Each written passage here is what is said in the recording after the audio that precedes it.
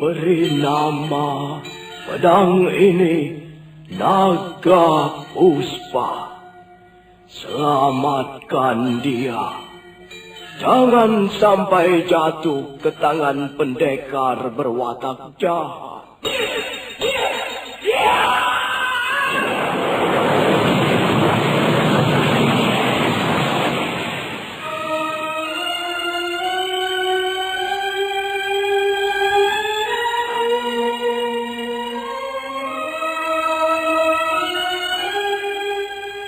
Tutur Tinula.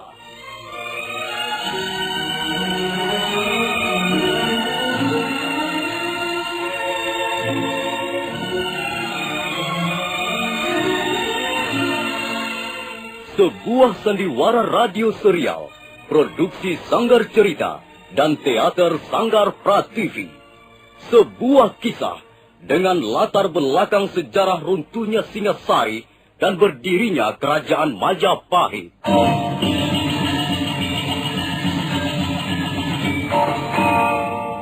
Sandiwara ini didukung oleh pemain-pemain radio yang sudah ternama, Ferry Fadli, Ivone Rose, dan Eli Ermawati.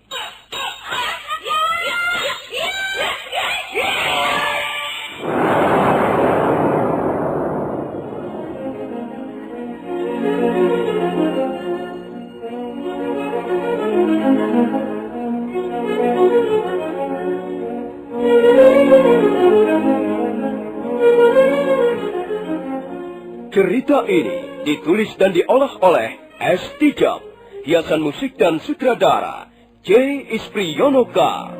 Kali ini mengetengahkan episode ke-9 dengan judul Badai Mengamuk di Atas Kediri.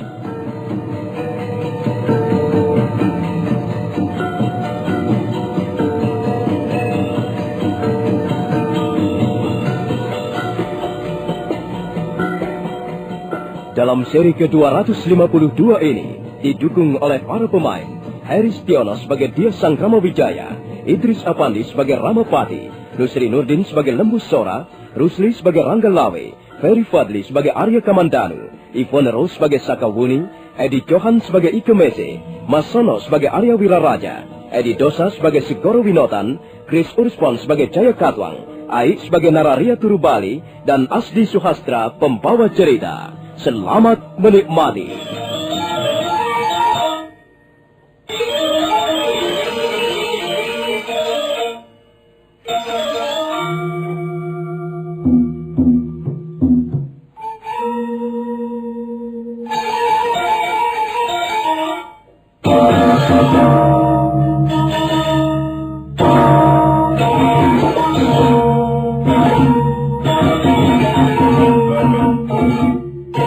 Malam itu, tanggal 15 bulan Caitra tahun 1293. Malam sangat lengang. Halaman rumah kediaman Dia Sangkrama Wijaya dipadati dengan prajurit-prajurit Majapahit yang berdiri berjajar dengan rapi. Mereka tengah mendengarkan pengarahan dari Ratu Gustinya sehubungan dengan rencana penyerbuan ke kota Daha. Menurut rencana, kota Daha atau Kediri akan dikepung 4 jurusan. Perang besar akan segera terjadi. Ledakan besar akan segera terdengar membahana di atas langit kota Kediri. Karena itu, Dia Sangkrama Wijaya merasa perlu mengobarkan semangat prajurit-prajuritnya.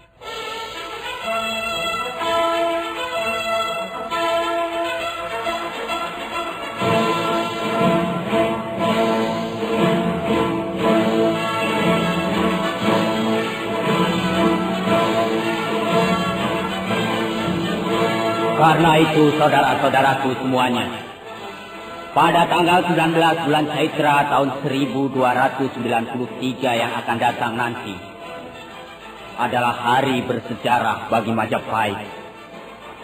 Pada tanggal itulah nanti kalian akan diuji sebagai prajurit-prajurit yang sanggup. Kalian akan diuji sampai sejauh mana kemampuan kalian membela desa yang kalian cintai. Kita semua harus mengorbankan segala-galanya untuk hari itu. Kita semua harus memberikan segala-galanya untuk cita-cita dan perjuangan kita bersama.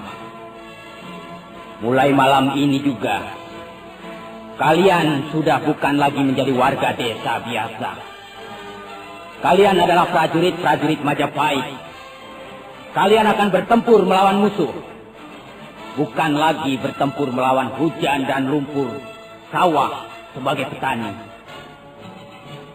Nah, saudara-saudaraku semuanya, masa depan Majapahit adalah di tangan kita semua. Bukan di tangan siapa-siapa. Di tangan kita semua.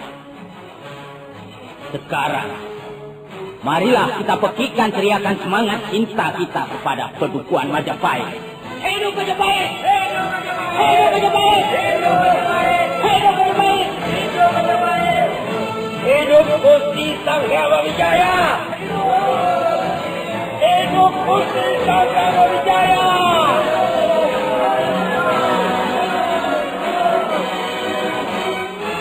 Nah, terima kasih saudara-saudaraku semuanya.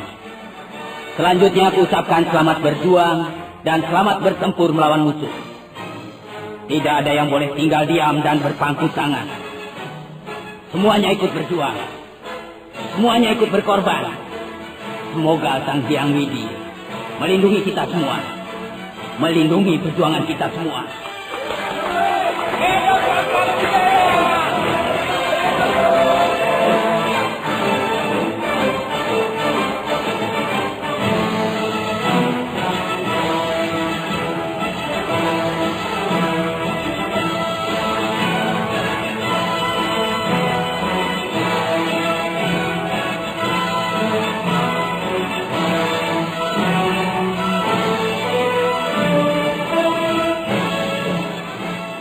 Pada pagi hari berikutnya, tanggal 16 bulan Caitra tahun 1293, prajurit-prajurit Majapahit sibuk membenahi dirinya masing-masing.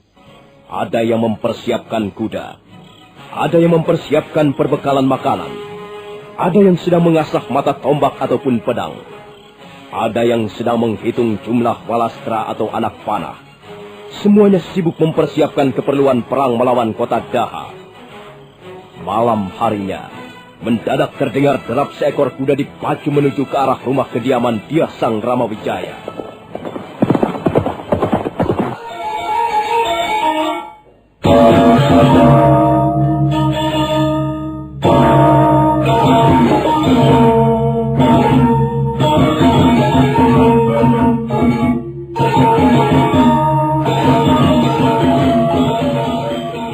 Ada apa, Paman Nubusora? Ada laporan dari Telik Sandi mengatakan bahwa bala tentara Tartar sudah bergerak menuju kota Daha, Gusti. Ya, kalau begitu, kita pun harus segera berangkat, Paman. Benar, Gusti. Sudah saatnya kita berangkat. Kalau begitu, siapkan anak-anak semuanya, Paman. Kau juga, Kakang Ranggalawi. Bantulah Paman Nembusora untuk mengerahkan pasukan Majapahit. Baik, Gusti. Saya kira tidak perlu Majapahit kita kosongkan, Paman. Tinggalkanlah beberapa ratus orang prajurit untuk menjaga desa kita ini. Baik, Gusti. Ayo, Ranggalawe. Kita kerahkan anak-anak sekarang juga.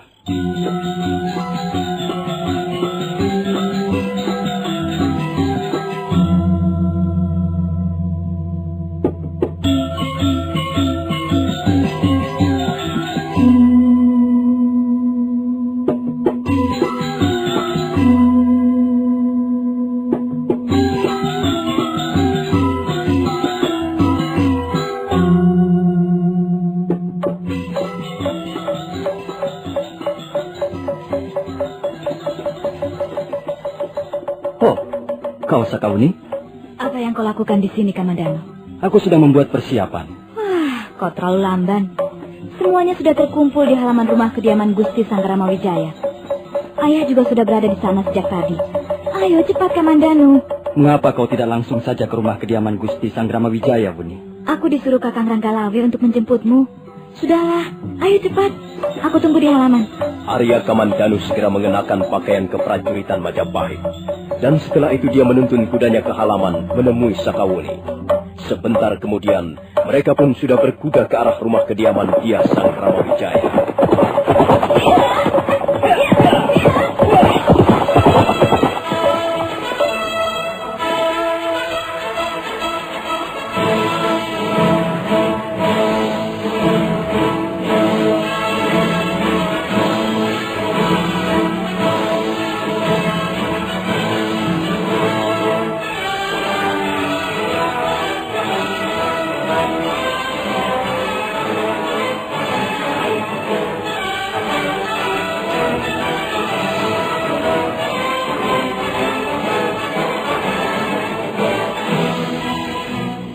Maka demikianlah, tepat tengah malam tanggal 16 bulan Caitra tahun 1293, prajurit-prajurit Majapahit di bawah pimpinan langsung Dyah Sangkramawijaya berangkat menuju kota Daha.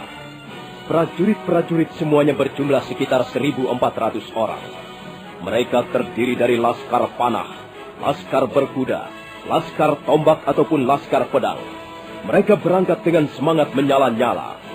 Lembu Sora, Rangga Lawe, Kebo Anabrang, Banyak Kapuk, Sakawuni, Arya Kamandanu, Rakrian Demung, dan Gajah Biru masing-masing memimpin 300 orang prajurit. Mereka bergerak secara diam-diam, tanpa suara dan tanpa menyalakan obor. Mereka menyusuri jalan-jalan rahasia di sekitar hutan tarik. Kadangkala mereka istirahat sejenak untuk melepaskan lelah, ataupun makan dan minum. Kemudian berjalan lagi. Setelah kurang lebih 2 hari dalam perjalanan, pada tanggal 19 bulan Caitra 1293, pasukan Majapahit bertemu dengan bala tentara Tartar di tepi kota Daha.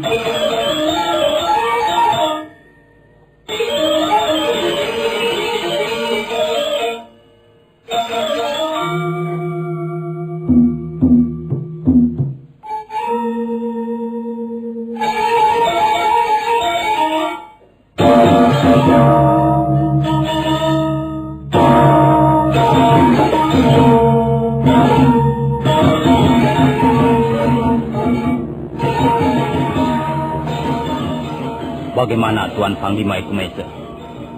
Nampaknya rencana kita berjalan cukup lancar. Benar, Tuan Sangkramawijaya. Nampaknya rencana kita ini berjalan cukup mulus. Hampir tak ada rintangan di tengah jalan. Bagaimana rencana selanjutnya Tuan Arya Wiraraja? Ya, saya kira kita bisa tetap berjalan di atas rencana semula Tuan Panglima. Oh ya, bagaimana dengan Tuan Panglima yang lain? Maksud saya, Tuan Panglima Kausing dan Tuan Panglima Sipi. Apakah mereka juga sudah berangkat dari desa Pacekan? Sudah, Tuan Wiraraja.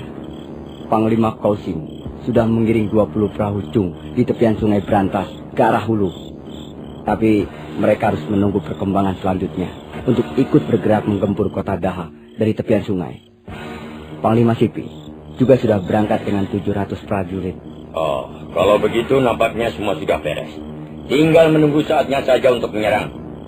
Kapan saat itu Tuan Arya Wiraraja? Menurut laporan Telik Sandi, kota Kediri diperkuat dengan bala tentara yang jumlahnya cukup besar. Karena itu, kita akan rugi jika menyerang dalam keadaan gelap. Lebih baik kita menunggu fajar menyingsing untuk bergerak, Tuan Panglima. Bagaimana dengan peranan pasukan Majapahit, Tuan Wiraraja? Apakah masih tetap sesuai dengan rencana semula? Benar, Gusti. Pasukan Majapahit, karena mereka belum berpengalaman di dalam medan pertempuran, sebaiknya berdiri di garis pertahanan belakang. Tugas mereka hanyalah membokong prajurit-prajurit dari negara-negara bawaan Kediri yang ingin datang memperkuat bala tentara Kediri di dalam kota. Baru saja Arya Wiraraja selesai mengucapkan kalimat-kalimatnya, mendadak Lembu Sora muncul bersama Rangga Lawe.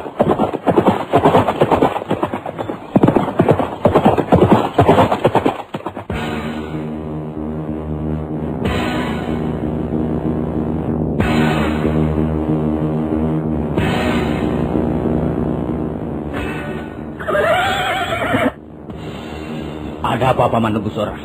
Pasukan Kediri yang ditanam di kota Singasari sedang dalam perjalanan menuju kemari, Gusti. Mereka berjumlah kurang lebih 500 orang prajurit. Mereka dipimpin oleh Mantri Segoro Winotan. Nah, Gusti, agaknya pasukan Majapahit yang harus lebih dulu bekerja. Kalau begitu, ayo cepat Paman. Kita hadang mereka. Kita jegat mereka di tengah jalan. Jangan sampai mereka memberikan bantuan ke kota Kediri. Baik, Gusti. Maaf Tuan Panglima Ikemeso. Kami terpaksa meninggalkan Tuan Panglima. Ada pekerjaan yang harus kami selesaikan sekarang juga. Silakan Tuan Sanggrama Wijaya.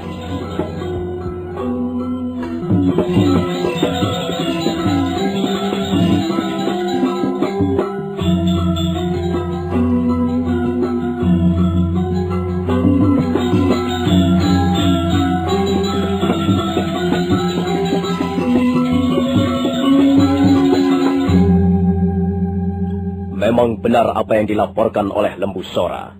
Baru saja dia Sanggrama Wijaya membawa pasukannya kurang lebih sejauh 20 pal dari tepi kota Daha. Mendadak mereka melihat iring-iringan pasukan Kediri di bawah pimpinan Mantri Segoro Winotan. Dia Sanggrama Wijaya segera memerintahkan pada Lembu Sora, Rangga Lawe, Rekrian Demung dan Gajah Biru untuk menemui pimpinan pasukan Kediri. Hai, siapa kalian? Ayo minggir. Jangan menghadang perjalanan kami. Sabar Tuanku Mantri Segoro Winotan. Sabar. Aku tidak mempunyai waktu untuk berbicara dengan kalian. Ayo cepat minggir, atau kalian berempat akan kugilas dengan pasukanku. Mantri Segoro Winotan, kami hanya ingin tahu kemana tujuan perjalanan kalian. Kurang ajar. Apa urusan kalian? Urusan kami ialah mencegah agar jangan sampai kalian pergi ke kota Daha sekarang ini. Berdebah. Ayo minggir. Jangan terburu nafsu, Segoro Winotan. Apakah kalian tidak mengenal kami? Aku Lembu Sora. Dan di sebelahku ini keponakanku, Rangga Lawe. Sedangkan yang 2 orang lagi ialah Rekian Demung dan Gajah Biru. Bukankah kau sudah cukup lama mengenal kami? Tutup mulutmu. Tutup. Aku tidak kenal dengan orang-orang Majapahit. Segoro Winotan, kau dan pasukanmu tidak perlu meneruskan perjalanan ke kota Daha. Kalau kau masih nekat, kalian semuanya akan binasa malam ini juga. Setan nalas kau Rangga Lawe. Hai, ayo, sergap mereka. Bunuh saja keempat orang itu. Ayo.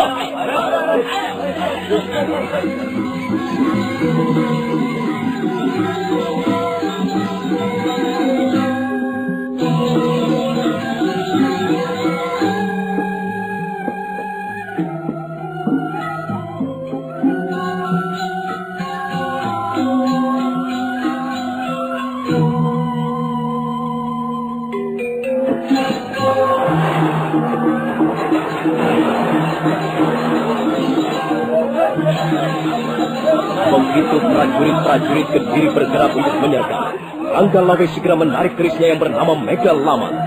Keris itu mengeluarkan pamor berwarna kebiru-biruan. Itulah sebagai pertanda pada pasukan Majapahit yang berlindung di balik bukit di bawah pimpinan Sanggrama Wijaya harus segera menggempur prajurit-prajurit Kediri di bawahnya. Maka berhamburanlah prajurit-prajurit Majapahit. Prajurit-prajurit Kediri menjadi salah tingkah. Apalagi setelah pasukan pemanah menghamburkan anak panahnya ke arah mereka. Prajurit-prajurit Kediri menjadi kebingungan. Mereka seketika kucar-kacir. Sebagian lari tunggang langgang, dan sebagian besar yang lain roboh bersimbah darah. Mantri Segoro Winotan berusaha memberikan perlawanan.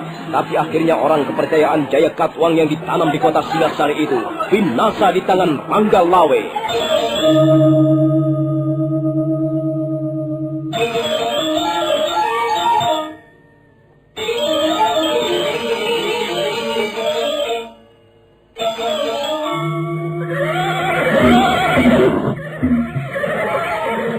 Mereka sudah dapat kita selesaikan, Paman Lembu Sora. Benar, Gusti. Berapa orang prajurit kita menjadi korban, Kakang Rangga Lawe? 35 orang prajurit terluka parah, Gusti. 20 orang meninggal. Sedangkan 60 orang lagi luka-luka ringan, Gusti. Baiklah. Bagi yang terluka parah, sebaiknya mereka tidak usah meneruskan ikut bertempur. Biarkan mereka merawat luka-lukanya dulu. Sekarang bagaimana rencana kita selanjutnya, Gusti? Kita tidak usah kembali ke tepian kota Daha untuk menemui bala tentara Tartar. Sebaiknya kita berkeliaran di sekitar daerah ini saja untuk mencegat dan membokong pasukan-pasukan dari negara bawahan yang ingin membantu pemerintah Kediri.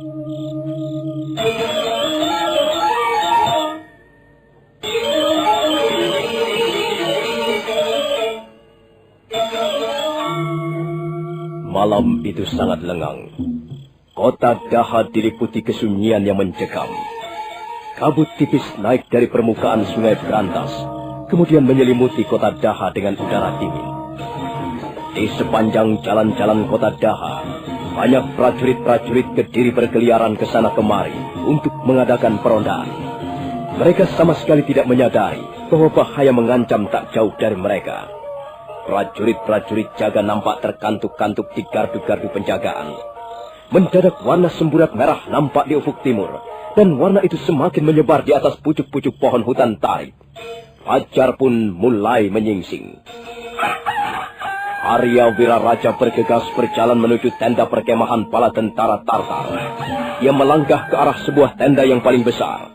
Tapi mendadak, dari dalam tenda muncul Panglima Ike Meza. Arya Wiraraja buru-buru menemui pimpinan pasukan Tartar tersebut. Sudah tiba saatnya, Panglima.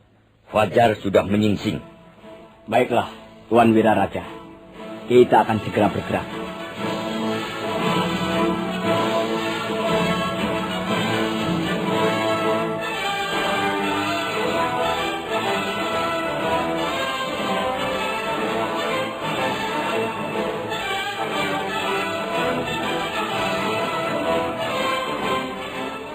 Tak lama kemudian, pasukan Tartar bergerak ke arah kota Daha.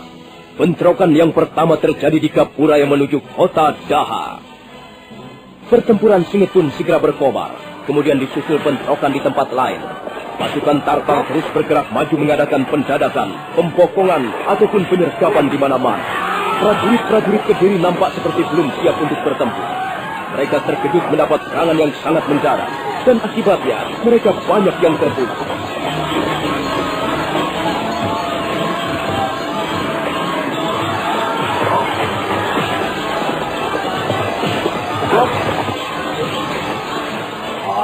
Tidak! Jangan! Jangan ambil kekuasaanku! Jangan robekkan payung kebesaranku! Jangan patahkan topaku! Pergi kau! Pergi! Pergi kau Sangramawijaya! Oh, jangan! Oh, jangan! Kanda Prabu! Jangan! Kanda Prabu! Jangan! Pergi kau Sangramawijaya! Kurang ajar! Pengkhianat! Tikus busuk!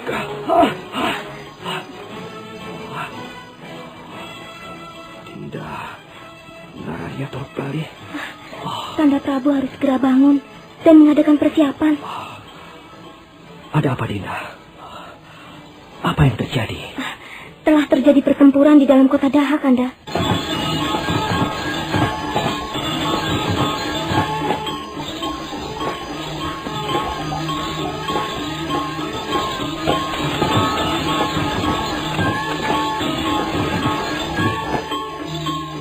Prabu Jayakatwang terkejut. Raja Kediri itu segera menggeliat bangun. Bergegas melangkah ke ruang pakaian. Dia segera menggunakan pakaian keprajuritan. Nah, saudara pendengar, bagaimanakah kisah selanjutnya? Silakan menunggu seri berikutnya. Sampai jumpa.